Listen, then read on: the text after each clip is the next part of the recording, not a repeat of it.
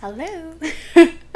If you are seeing this, then Spirit has a very, very important message to give you, and they have sent me. So let's see what the tarot has to say, what Spirit has to say today. Right off the bat, I'm feeling like, oh, okay, literally was about to clarify what I was about to say. I was going to say that I feel like right off the bat, a lot of people have been pretty overwhelmed recently in their life. I'm feeling like this is a lot of aspects at once. But what came out was the Five of Pentacles. And the Five of Pentacles represents to me a struggle of some sorts that's coming from you at all sides, right? Because in the traditional tarot, it is two people. They have no money. Not only are they poor, okay? They also are outside in the snow, in a blizzard, right? So it's kind of this energy of something that's coming at you from all sides right now. Something is overwhelming you in your life, and it just feels like it's one thing after another, one thing after another right now.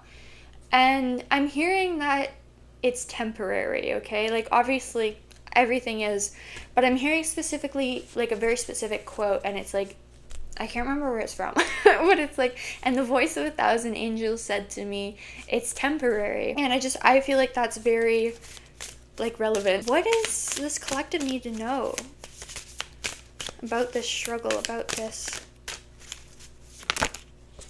Like, even today, I'm not even gonna lie, I'm feeling very, like, irritated and on edge, just because, like, people have been annoying me. Listen, I'm not all love and light over here, okay? People have been peeving me off, okay? But here we have the Two of Wands, Strength, and the Four of Cups. Okay, so things are looking up, okay? What I'm getting here with the Two of Wands, okay, let's start with the Two of Wands and then we'll get into the rest of it. So with the Two of Wands here, you can see that he is looking out from a ledge onto a vast land, ocean, sea, sand, hills down below at him, right? At his feet. He's at a precipice where he can objectively look at the land in front of him, and he can plan what moves he's going to make next, okay? And so this is a very important thing that you do in your life right now, is say, okay, let's take a lay of the land. Where am I? Where do I want to go? And what steps do I have to take in order for me to get there, okay?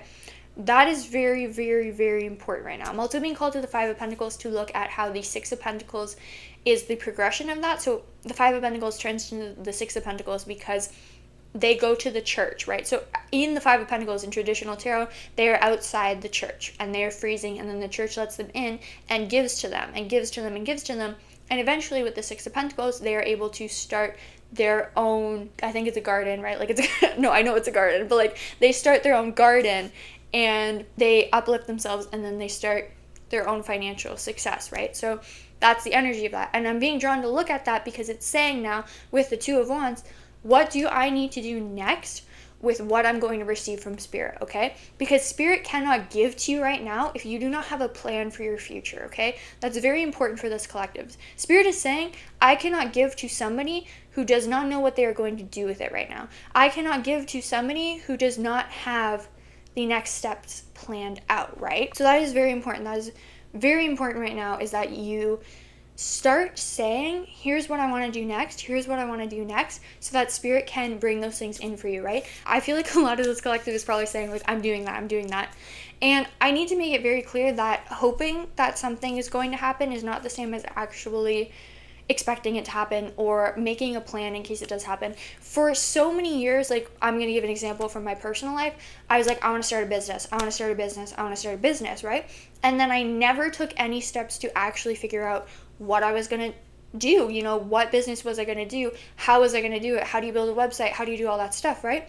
And when I actually took the time to figure those steps out, not only did I feel so much better personally about it and about myself personally, because I was like, wow, I actually went out and did that, I actually know how to do that now, but also too, Spirit was actually able to give me opportunities. Like, I am now ready for opportunities in that department, and I've also received opportunities in that department as well, right? So that is an example here, right? Spirit cannot give to you if you are not giving to yourself. That is co-creation. Co-creation is you take one step towards spirit, spirit will take one step towards you, right? And I feel like that actually ended up leading into these cards here, Strength and the Four of Cups. So the Four of Cups, I feel like also what I'm hearing is you might be denying yourself success in a way because you feel like you should be okay with what you have, or you feel that you should be grateful for what you have, or you feel as though you should be like unassuming. Like I feel like maybe you guys have fallen into a rhythm of like spirit will just give it to me when it's meant to be, things will just fall into place when it's meant to fall into place. You've fallen into a passive stance on your manifestations, and passivity can be good, it can absolutely be beneficial, but it's not okay. I'm hearing there's a difference between passiveness and also receptiveness, okay? Passiveness and receptiveness are different. Receptiveness is positive. Receptiveness is saying, I'm going to put myself in a position in which I know that I am able to receive with minimal effort, okay? Passiveness is saying, I don't know, guys, like, if it happens, then I'll be happy, you know? And spirit is calling you to recognize where you are being passive in aspects of your life right now, where you might benefit from being more receptive, okay? And again, receptiveness means putting yourself in positions and learning the skills, acquiring the skills, listening to your intuition as well in order to achieve what you need to achieve, okay?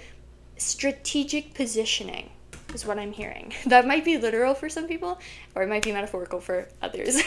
Because I'm also being drawn to the Strength card, right? Strength is a woman and a lion, right? She's able to tame the inner lion, that inner strength, that inner that inner Leo energy, right? And if we think of the strength is a positive card, right? Because it represents our ability to tame those more negative aspects of ourselves. And it's not always negative, but I am feeling in this particular circumstance that it might be manifesting negatively. And I'm just thinking of like Leo attributes here. No offense, Leos. We all have negative traits. Listen, I'm a Libra. Like, I know I'm so indecisive, but I'm thinking that there might be almost a pride in accepting that you have an active role in your life, if that makes sense. If you leave it in the hands of spirit, you're very easily to go, well, like it's very easy. It's very easy to go, well, you know, divine timing, oh, spirit will figure it out. And so by doing that, you are handing over your accountability and your power to spirit. Whereas if you say, I'm going to be an active agent in my life and an active agent in transforming my life, then that is giving you accountability. So you might be, and again, this might not apply to everyone, but there might be a little bit of avoiding accountability there or fear to take accountability. And that is what this Strength card is calling for, right? Is to call in that inner strength. We have an infinity sign up there. Inner strength is eternal. Inner strength will always be there. You can always draw upon it because it is something within you. Yes, we get burned out. Yes, we have periods of time where we need rest. But right now, I feel like you've done the rest, right? I'm hearing it might be time to tame some of the shadow parts of yourself. And I'm a very big believer in working with the shadow. I have a moon in my 8th house. I am no stranger to the shadow, right? The shadow is my bestie, right? But I'm just saying that there are times when we let the shadow take reign, and I think that can be very, very, very powerful to, you know, let this metaphorical lion loose. But there is also power in understanding when to exhibit self-restraint in the sense of saying, I need to do what's best for me right now. I need to not be a passive agent in my life. I need to be an active agent in my life right now, okay? And that is power. That is powerful. Okay, I'm going to pull maybe a couple cards, maybe one or two cards from this deck. Never ending story. Yeah, okay, so this is interesting because we have a lot of circus imagery coming up in these cards. The lion, and in this, in the book for this card, it says, not my circus, not my monkeys, right? But I feel like that's when it's reversed. Upright, it's saying, hey, this is your circus, and these are your monkeys, unfortunately, right? Never ending story is what came out. This is a story that you continue to write, right? It is a story of unnecessary dramas, unnecessary lessons that you continue to learn because you have not yet been an active agent in your life and chosen to write a new story, okay? There is limbo. Limbo is perfectly fine, but this limbo has gone on for far too long, okay? This is a bit of a wake-up call from spirit. Especially because Pluto, I believe, is transiting the Aquarius moon today. So that is a powerful wake-up call, right? This card is a sign to stop writing the old story. You can see there's this fairy woman, and she looks quite sad, okay? And she's sitting on an hourglass, right? And she's just saying, oh, I'm just waiting for the time to run out. I'm just waiting for the timer to run out on my bad luck or on this sad story. But she doesn't realize that she has to just get up and leave the hourglass, because the hourglass is just going to tip over again and we're going to start a new cycle, okay? The only way to end this story is to get up and write a new one, okay? It's very, very, very, very, very important. This is a collective of people who have been stuck on something that they were meant to walk away from for a very long time. For a very long time ago, they were supposed to walk away from this thing, and they knew that, and they didn't. And I'm hearing, like, you'll never miss the train. You'll never miss what's meant for you. Spirit is not mad. Spirit is not disappointed. It's just, this is another moment where the exit is arriving, right? If you think if you're driving on a highway and you maybe missed the past exit, another one is arriving now, okay? And Spirit is sending you this video, this message, saying, okay, another exit's coming up. Are we going to take it this time? Okay, flexible came out. The reason that I think some of you might have missed this, like, past exit, I don't know, that metaphor is just really sticking with me right now, is because of your inability to accept things outside of your control, okay? And I don't mean to be rude in this reading at all, but I am a worker of through healing frequencies, right? And sometimes, I got to talk about the things holding us back, the things we don't want to talk about, right? And flexible energy is, it can go both ways, right? We can be too flexible sometimes, like a flimsy tree, a little sapling, not firmly rooted. But then we can also be too rigid as well. And then when we are not forced, but like moved different directions, then we snap. Okay, and then we fall apart. I'm hearing a lot of lyrics today, but I'm hearing the lyrics, bend when you can and snap when you have to, okay? I think that's from Dear Reader by Taylor Swift. And like basically what that means is like be flexible, be moving, but when push comes to shove, snap when you have to. Usually in the sense of like people, right? And that's the thing. Right now you don't have to snap. I think before in the past you might have had to have been very rigid because of external circumstances, perhaps people in your life, perhaps a job, perhaps school, perhaps society, like whatever it was. There might have been a externally imposed condition that caused you to need to be so rooted and firm and rigid. But now Spirit is asking you to release that, to release the rigidness, as Spirit has winds that it's sending in, to guide you places. And if you're not open to this guidance, you're going to miss a lot of opportunities, okay? This is not saying to not be, to not have specific manifestations. This is just saying that be rooted in the concept and the energy and be open and flowing like a tree in the wind to what might be coming, because it might be better. It almost always will be better. This is actually such a funny example that I'm also being called to share right now. When I was 13 years old, okay, I had this thing that I really, really wanted. I'm not going to say it just for personal reasons, but I had this thing that I really, really, really, really, really wanted, okay?